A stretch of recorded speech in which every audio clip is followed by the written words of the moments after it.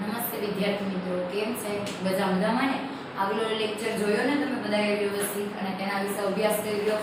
મને આશા છે કે તમે બધાએ એ ટોપિક વ્યવસ્થિત સમજ્યા હશો અને ફરી વખત એનું રિવિઝન કર્યું હશે. હવે આપણે એને રિલેટેડ એક આગળનો ટોપિક જોઈએ કે જે છે સ્થાયી પેશીઓ. મેં વાત કરી કે વર્ધનશીલ પેશીના કોષો અમુક સમય પછી વૃદ્ધિ પામી અને પરિપક્વતા ગુમાવી દે છે. પરિપક્વતા થતા એ શું કરે છે? વિભેદીકરણ, વિભાજન પામવાની ક્ષમતા ગુમાવી દે છે, એટલે કે એના વર્ધનશીલતાનો ગુણધર્મ ગુમાવી દે છે અને ચોક્કસ કાર્ય કરે છે. તો એવી પેશી, એવા કોષો કે જે પરિપક્વ થતા પોતાનો વર્ધનશીલતાનો ગુણધર્મ ગુમાવી દે છે અને ચોક્કસ કાર્ય કરે છે, તો એ ત્યારબાદ સ્થાયી પેશીમાં રૂપાંતરિત થઈ જાય છે. જો સ્થાયી પેશી કોને કહેવાશે? સ્થાયી પેશી એટલે વિશિષ્ટ કાર્ય કરે છે અને વિભાજન પામવાની ક્ષમતા ગુમાવે છે. તો કોણ વિભાજન પામવાની ક્ષમતા ગુમાવી દે છે?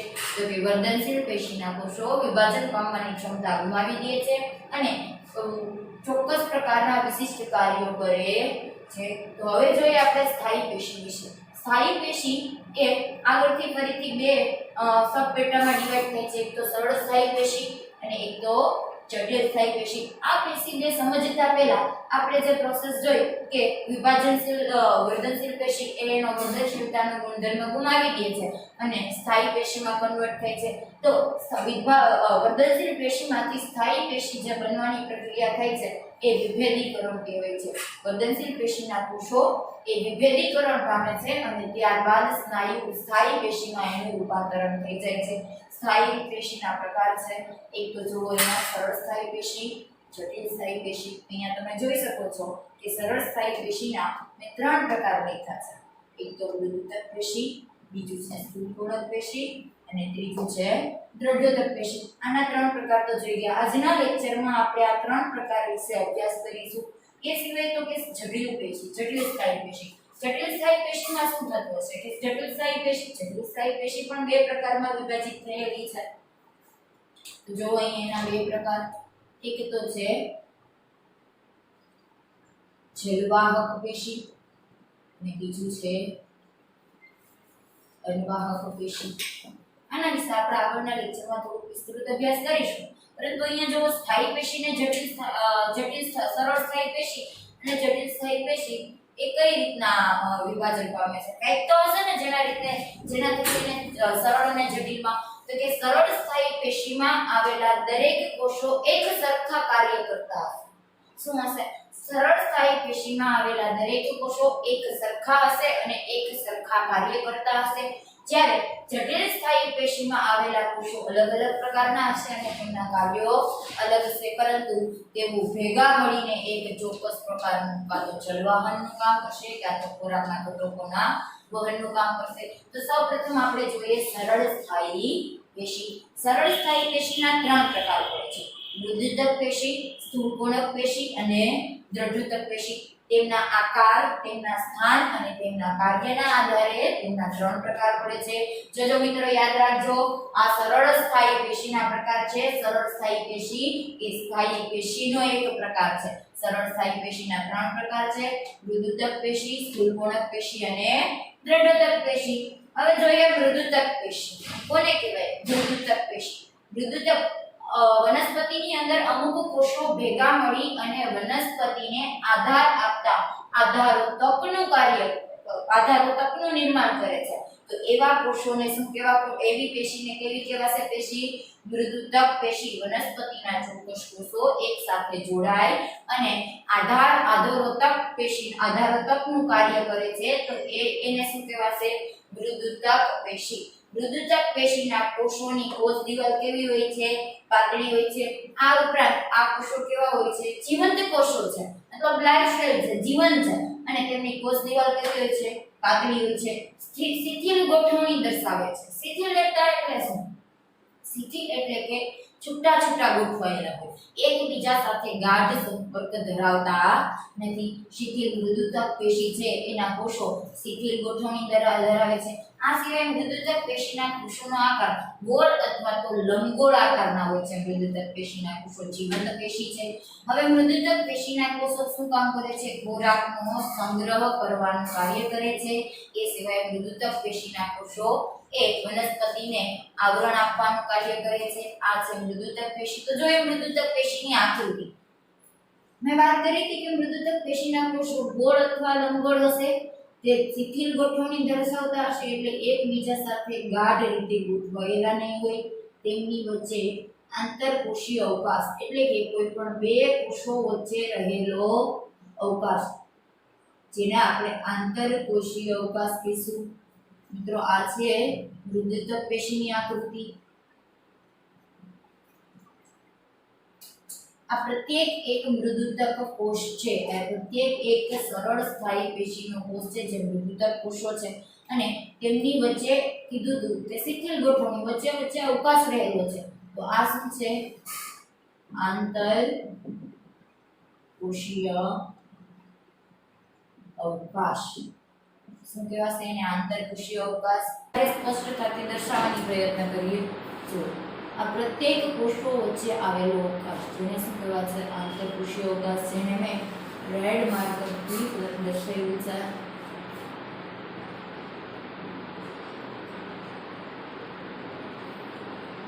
આ બધું શું છે કોષો વચ્ચે રહેલો આંતરકોષીય અવકાશ હવે આ મૃદુતક પેશી હજી ઘણી થોડીક વિશિષ્ટતા દર્શાવે એ તમને બે શબ્દ બુકમાં આપ્યા છે હરિત કણોત્તક પેશી અથવા તો નીલ કણોત્તક પેશી અને વાયુત્તક પેશી તો અમુક વનસ્પતિની અંદર આ જે મૃદુતક પેશી છે એ ક્લોરોફિલ રંજક દ્રવ્ય ધરાવે છે આપણે બધાને ખબર જ છે ક્લોરોફિલના કારણે વનસ્પતિ પ્રકાશ સંશ્લેષણ કરવાની ક્ષમતા ધરાવે છે તો મૃદુતક પેશીના એવા કોષો કે જે ક્લોરોફિલ રંજક દ્રવ્ય ધરાવે છે તેમને હરિત કણોત્તક પેશી અથવા તો નીલ કણોત્તક પેશી કહેવાય છે આ સિવાય જળીય વનસ્પતિઓ પૃથ્વી પર જમીનની સપાટી સ્થળજ સપાટી પર જે વનસ્પતિ સૃષ્ટિ છે એમ પાણીમાં પણ વનસ્પતિ સૃષ્ટિ છે તો જળીય વનસ્પતિની અંદર એ મૃદુતક પેશીના અમુક કોષોની અંદર હવા ભરાયેલી હોય મતલબ કે ફુગા જેવી રચના થયેલી હોય જેને વાત કોટરો વાયુથી ભરેલા કોટરોનું નિર્માણ કરે છે તો એવા મૃદુતક પેશીના કોષોને વાયુતક પેશી કહેવામાં આવે છે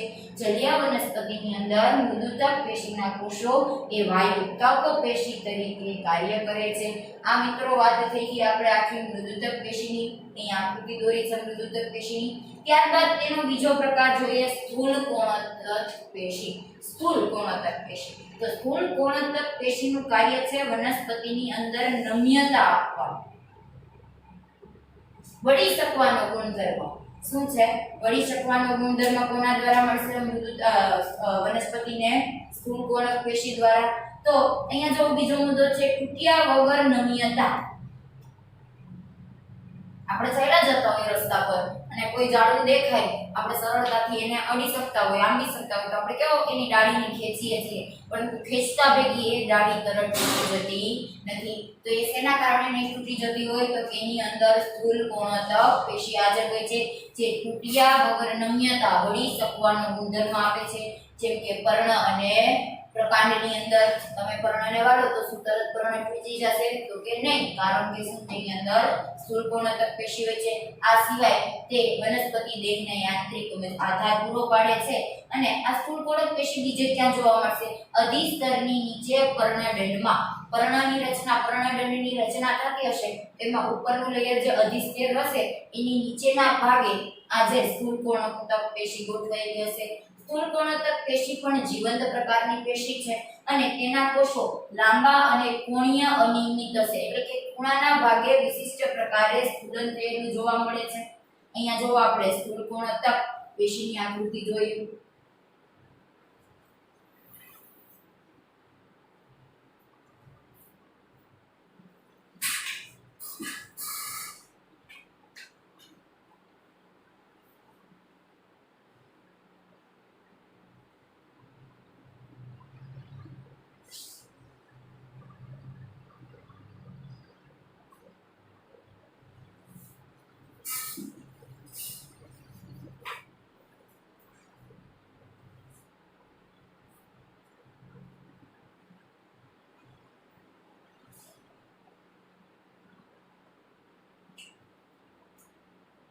એમાં જ્યાં કોષો એકબીજા સાથે જોડાતા હશે તે ખૂણાના ભાગે સ્ફુરણ થયેલું જોવા મળે છે, તેથી તેને સ્થૂળ કોણોત્તક પેશી કીધી છે.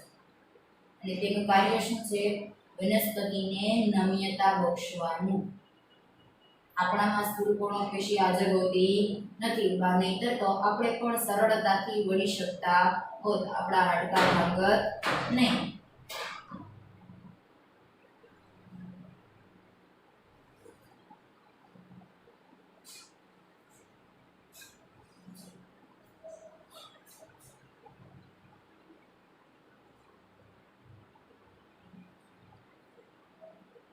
વિદ્યાર્થી મિત્રો, આ છે સ્થૂળ કોણોત્તક પેશી. હવે એના પછીની આપણે એક પેશી છેલ્લી છે સરળ સ્થાયી પેશી, દ્રઢોત્તક પેશી. દ્રઢ નામ ઉપરથી ખબર પડી જાય ને, દ્રઢ એકદમ મક્કમ મજબૂત હશે એવી પેશી. એવી પેશી દ્રઢોત્તક પેશી મજબૂત છે, એના નામ ઉપરથી જ આપણે ખબર પડી જાય. એટલે વનસ્પતિને મજબૂતાઈ તેમજ દ્રઢતા આપે છે. વનસ્પતિ મજબૂતાઈ, તમે ચાલ્યા જતા હોય ને એક દુસ્તો મારો તો શું વનસ્પતિ ગળી જશે? તો કે નહીં. તો આવી એને મજબૂતાઈ કોણ બક્ષે છે? તો કે દ્રઢોત્તક પેશી. અહીંયા જો આપણે બે વખત ત્યાં જોઈતા હતા કે મૃદુત્તક પેશીના કોષો કેવા હોય છે? જીવંત હોય છે. સ્થૂળ કોણોત્તક પેશીના કોષો કેવા હોય છે? જીવંત હોય છે. કારણ કે દ્રઢોત્તક પેશીના કોષો કેવા હોય છે? મૃત હોય છે. મિત્રો યાદ રાખજો, દ્રઢોત્તક પેશીના કોષો કેવા હોય છે? મૃત. આપણે નારિયેળ વધેરે છીએ, નારિયેળ હોય છે તો નારિયેળની ઉપરનો જે રેશામય ભાગ છે, રેશાનો ભાગ, ઊંચા જેવો ભાગ, એ દ્રઢોત્તક પેશીનો બનેલો હોય છે. એટલે કેવો ભાગ છે? મૃત ભાગ છે. તેના કોષો લાંબા અને પાતળા હોય છે. તેમના પર તેની કોષ દિવાલ પર લિગ્નિનની કોષ દિવાલ છે, એટલે કે લિગ્નિનનું સ્થૂલન થયેલું હોય છે.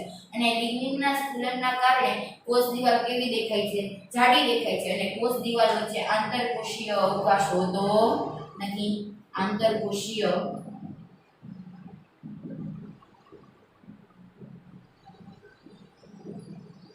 અવકાશ હોતો નથી. આંતરકોષીય અવકાશનો શું હોય છે? અભાવ હોય છે, કેમ કે કોષ દિવાલ જાડી હોય છે અને લિગ્નિનનું સ્થૂલન થાય છે, જેથી કોષો વચ્ચે અવકાશ રહેતો નથી. તો આવી દ્રઢોત્તક પેશી ક્યાં જોવા મળશે?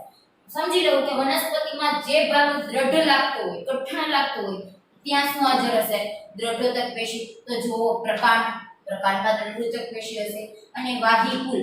વાહિકુલ એટલે આગળના આપણે યુનિટમાં જોશું, આગળના લેક્ચરમાં, કે વાહિકુલ એટલે શું? છતાં અહીંયા આપણે નજર કરી લઈએ. જલવાહક અને અનવાહકના ભાગો એકબીજા સાથે જોડાઈ અને વાહિકુલનું નિર્માણ કરે છે. અહીંયા વાહિકુલની અંદર દ્રઢોત્તક પેશી નથી આવેલી, પરંતુ વાહિકુલની ફરતી કોરના ભાગોમાં શું આવેલું હોય છે? દ્રઢોત્તક પેશી. પછી પર્ણની શિરા. ઉપસેલો આપણે વચ્ચેનો મધ્ય શિરાઓનો ભાગ દેખાય છે ને, એ પર્ણની શિરામાં આવેલી છે.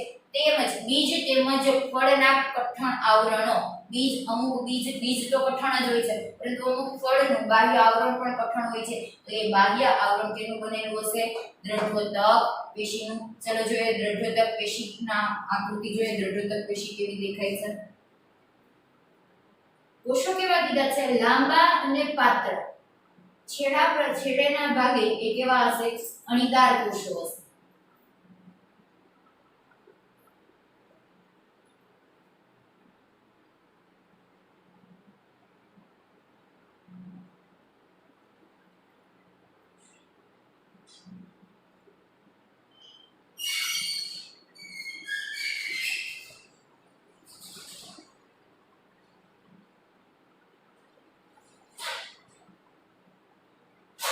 સ્થૂલન તેનું જોવા મળે છે. એમાં લિગ્નિનનું સ્થૂલન થયેલું હોય છે, જે એક સિમેન્ટ જેવું કાર્ય કરે છે.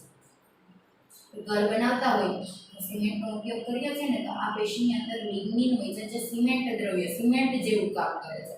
એક પેશીથી બીજી પેશીને જોડી રાખે છે અને તેમની વચ્ચે આંતરકોષીય અવકાશ હોતો નથી. લિગ્નિનના કારણે તેની કોષ દિવાલ કેવી જોવા મળે છે? જાડી કોષ દિવાલ જોવા મળે છે. સખત, દ્રઢ, એકદમ મજબૂત હોય છે.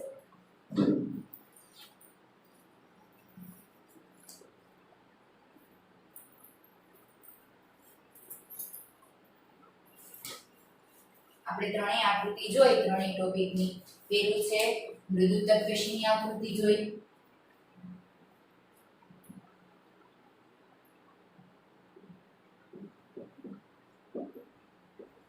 આકૃતિ આકૃતિ ઉપરથી સમજી શકાય, સરળતાથી સમજી શકાય. તમને જો કોઈ પણ ટોપિકની આકૃતિ, આપણા વિજ્ઞાનની એક ખાસિયત છે કે તમને આકૃતિ યાદ રહી જાય તો એ પ્રશ્ન સરળતાથી આવડી જાય. અહીંયા આકૃતિ ઉપરથી તમે કેટલું લખાણ કરી શકો કે એમના કોષો ગોળ અથવા તો લંબગોળ આકારના હોય છે, આંતરકોષીય અવકાશ હોય છે, શિથિલ રીતે ગોઠવાયેલા હોય છે.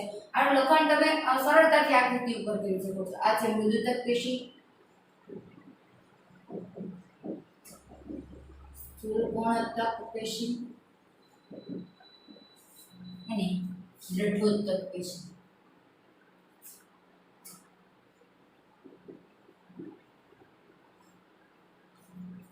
મૃદુતક, સ્થૂળકોણક અને દ્રઢોત્તક પેશી ફરી એક વખત જોઈ લઈએ. સ્થાયી પેશી વિશિષ્ટ કાર્ય કરે છે અને વિભાજન પામવાની ક્ષમતા ગુમાવે છે. તો કોણ વિભાજન પામવાની ક્ષમતા ગુમાવે છે? તો કે વર્ધનશીલ પેશી. વર્ધનશીલ પેશી વિભાજન પામવાની ક્ષમતા ગુમાવે છે અને ચોક્કસ વિશિષ્ટ કાર્ય કરે છે.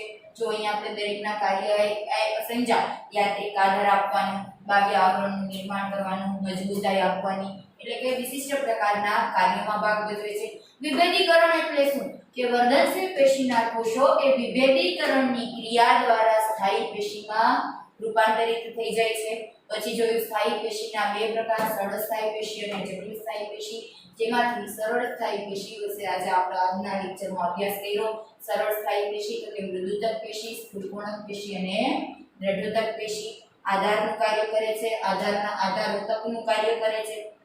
પાતળી કોષ દિવાલ છે, જો એની કોષ દિવાલ કઈ જાડી છે નહીં અને તેમાં કઈ વિશિષ્ટતા જોવા મળતી નથી. જ્યારે સ્થૂળકોણકની કોષ દિવાલના કોણીય ભાગ, ખૂણાના ભાગે જ્યાં એક કોષ બીજા કોષ સાથે જોડાતો છે ત્યાં વિશિષ્ટ પ્રકારનું સ્થૂલન જોવા મળે છે, જેથી તેને સ્થૂળકોણોત્તક પેશી કીધી છે. જીવંત છે. મૃત પેશી કઈ હશે? આ ત્રણમાંથી તમને એવું પૂછાય કે સરળ સ્થાયી પેશીમાં મૃત પેશી કઈ છે? તો કે મૃત પેશી તરીકે દ્રઢોત્તક પેશી આવે છે. જીવંત છે, શિથિલ ગોઠવણી છૂટા હોય છે એટલે એની ઓબ્વિયસલી એની વચ્ચે આંતરકોષીય અવકાશ જોવા મળે છે. એ સિવાય ખોરાકનો સંગ્રહ પણ કરે છે. હરિતકણોત્તક પેશી એટલે વાયુતક પેશી. મૃદુતક પેશીના એવા કોષો કે જે ક્લોરોફિલ રંજક દ્રવ્ય ધરાવે તો તેને હરિતકણોત્તક પેશી કહેવાય. અને મૃદુતક પેશીના એવા કોષો કે જેની અંદર વાત કોટરો આવેલા હોય છે કે જે જળીય વનસ્પતિને તરલતાનો તે સરળતાથી પાણી ઉપર તરી શકે એના માટેની ગુણધર્મ આપે છે. તો એ પેશીને કેવી કહેવાશે? એવી મૃદુતક પેશીને વાયુતક પેશી કહેવાય છે.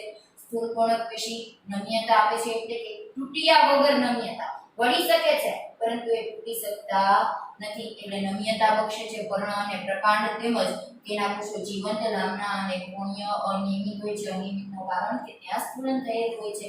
અને અધિસ્તરની નીચે પર્ણદંડમાં, તો કે પર્ણદંડમાં હશે તો પર્ણમાં કઈ જગ્યાએ હશે? પર્ણનું જે અધિસ્તર હશે એની નીચે સ્થૂળકોણક પેશી ગોઠવાયેલી હશે પર્ણદંડમાં. એના પછી જોઈએ દ્રઢોત્તક પેશી. યાદ રાખજો, ખાસ યાદ રાખજો, દ્રઢોત્તક પેશી મૃત પેશી છે. એનું ઉદાહરણ આપ્યું તમને, નારિયેળના જે ઉપર આપણે ચોટલા કાઢીએ છીએ એ દ્રઢોત્તક પેશીના બનેલા છે, જે મજબૂતાઈ તેમજ દ્રઢતા આપે છે. આંતરકોષીય અવકાશ હોતો નથી કારણ કે એની કોષ દિવાલ પર લિગ્નિનનું સ્થૂલન થયેલું હોય છે. પ્રકાંડમાં પરવાહિકની આજુબાજુના કોષો અને પર્ણની શિરાઓ એની બની ગઈ છે દ્રઢોત્તક પેશીની. આખા પર્ણ કરતા એની શિરાઓ તમને દેખીતી રીતે અથવા તો સ્પર્શ કરો તો કઠણ દેખાતી હશે કારણ કે તે દ્રઢોત્તક પેશીની બનેલી હોય છે. એ સિવાય બીજ અને ફળની કઠણ દિવાલો પણ દ્રઢોત્તક પેશીની હશે. અને અહીંયા આપણે ત્રણ મૃદુતક પેશી, દ્રઢોત્તક પેશી અને સ્થૂળકોણોત્તક પેશીની આકૃતિ જોઈ છે. અહીંયા આપણો લેક્ચર પૂરો થાય છે. આગળના લેક્ચરમાં આપણે જટિલ સ્થાયી પેશી અને દ્રઢોત્તક જે સરળ સ્થાયી પેશી સિવાયના જે બે ટોપિક છે એ બે ટોપિકને કવર કરીશું.